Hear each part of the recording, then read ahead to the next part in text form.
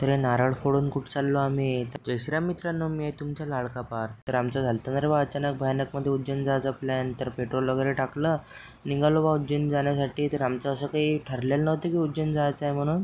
तर आमच्या पोट्ट्याचा प्लॅन ठरला होता पहिले ओंकारेश्वर जायचा, मग ओंकारेश्वरून आम्ही उज्जैनसाठी बी निघालो. तर सोबतच करून घेऊ म्हटलं मग दोन्ही पण. तर मग आपले पोट्टे बा मग कसे गाणे म्हणतात तर कमेंटमध्ये सांगा बा कसे म्हणतात तर पोट्टे गाणे. तर आम्ही बालाजीनगरमध्ये गेलतो. तिथे बघ किती भव्य मूर्ती बांधण्यात आली ती बालाजी महाराजांची.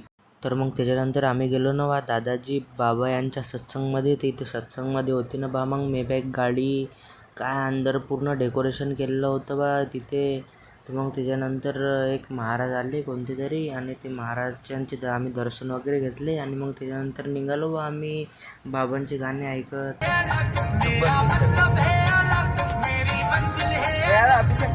तर मित्रांनो, व्हिडिओ आवडला असेल लाईक करा, शेअर करा आणि सबस्क्राईब करायला विसरू नका. आणि सोबत फॉलो पण करून घ्या आणि सेकंड पार्टसाठी रेडी राहा.